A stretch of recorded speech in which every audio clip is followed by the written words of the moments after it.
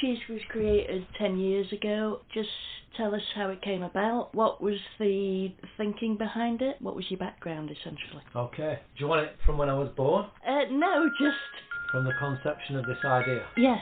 I worked as a support worker from being 19 for about 15 years. I used to support people to go to day services, and I found that they came up wanting most of the time. They weren't very good places, especially way back in '94 when I started, when people came out of long-stay institutions. So throughout that journey I was a digital musician. I made music on computer, did a bit of Photoshop and stuff, self-taught, and then a friend of mine phoned me up and he said, I've got an event on tomorrow. It was a big event. It was a children's media conference at Showroom. It was called Show Commotion at the time. The people that were doing a Lego animation workshop had dropped out, and he said to me, can you learn it tonight and teach it tomorrow? And I said, how much? And when he told me, I said, of course I can. I'll learn that tonight and teach it tomorrow. So I got given a box which was a Lego Steven Spielberg's stop motion animation set. It had a little camera, basic instructions and some sets and characters. It was dead easy. They made the interface easy, so I learned how to do that. Didn't know what animation was, didn't know what stop motion animation was. I'd seen the Ray Harryhausen stuff, didn't know what I was watching, had no idea. Learned that night, went to the showroom next day and had 30 kids in groups of 2s and 3s to do a short animation, burn it to DVD and have them take it home. And I did it and I loved it.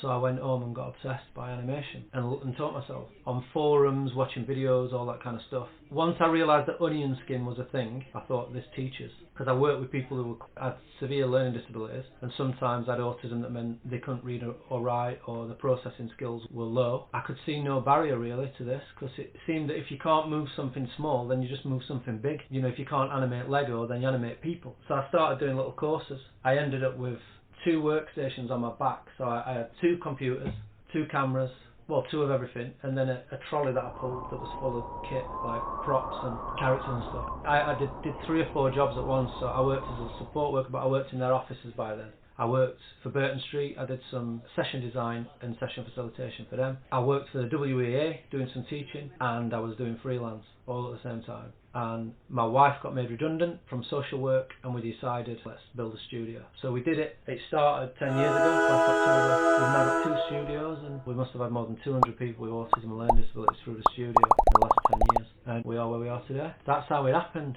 What about you? Why are you at Flycheese after 10 years this coming October? Yeah, 10 years ago I was in hospital for 5 weeks, had a stroke, there was no occupational therapy, I was discharged to my parents' care, and my mum said, look, you need to use your brain, you're not going to sit around playing games or just watching the TV for the next 15 years. We found Flycheese in the Sheffield Help Yourself magazine, came for a taster, and the rest is history, really.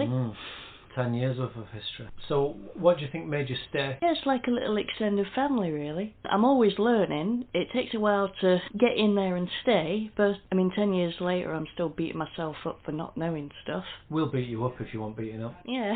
But regarding animation and that, were you animating at the time? No, not at the time, but I think Dad and I have been animating for 3 or 4 years now, and both of us are still learning new techniques, using new materials. So you've gone from not animating at all to taking over your mother's dining room table. Yes. For extended periods, for longer than lunch anyway. And so you've gone from not animating at all, having a stroke. I presume you lost a lot of skills that you had before. Yeah, memory. I had neurodysplasia for about 3 months. I'd say something, forget what I just said, and then forget what I was going to say. Oh, yeah. So it was quite frustrating. But did you know what you wanted to say? Yeah, but the words just wouldn't come out the mouth. Yeah. And you've gone from that, built yourself up, doing other stuff, including this. Yeah. To having your own YouTube channel. Yeah. Well, it's been an honour to be part of that. Even if we're a small part, it's been an absolute honour. And we hope you continue to grace us with your presence. Oh, you are a big part. The whole company. I don't say this lightly. I know it sounds really corny, but you did save my life.